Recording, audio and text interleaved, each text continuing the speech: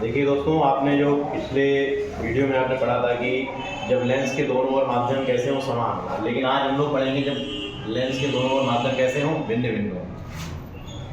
इसका ये डायग्राम है, ये एक लेंस है। इस लेंस का अपवर्तनांक n2 है। पहले का जो इसके बाईं ओर का अपवर्तनांक है वो कितना n1 है और दाईं ओर का अपवर्तनांक कितना n3 है।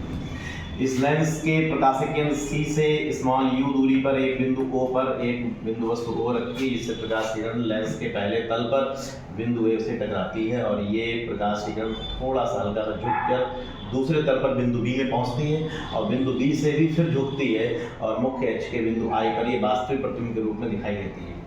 इस झुकी हुई जो लेंस के अंदर जो प्रकाश की किरण झुकी हुई है, इसको जब पीछे बढ़ाया जाता है तो मुख्य अक्ष के I' पर आकर मिलती है और बिंदु B से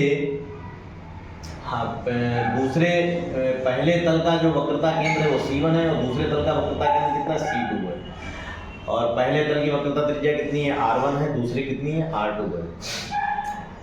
ध्रुव P1 को प्रकाशीय केंद्र C के संपाती माना जा सकता है। ये जो P1 है वो C को संपाती मान सकते हैं C के। तो यहाँ से P1 हो बराबर -u, P1i बराबर -p।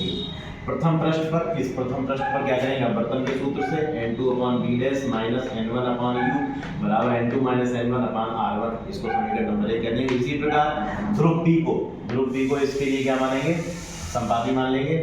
तो P2i बराबर b, P2i' बराबर b'।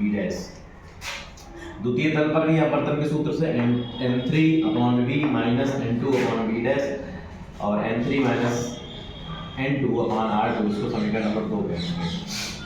क्योंकि ये जो I' है इस प्रतिबिंब के लिए किसका काम करेगा, वस्तु का कार्य करेगा। तो यहाँ से यहाँ तक की दूरी u का मान हो जाएगा कितना, u का मान हो जाएगा v' और v का मान v ही रहेगा। इसमें समीकरण 1 और 2 को जोड़ देंगे, तो जोड़ने पे क्या करेंगे, इसको लिख देंगे यहाँ पर n2/b' minus n1/u plus n3/b minus n2/b' बराबर n2 minus n1/r plus n3 minus n2/r2।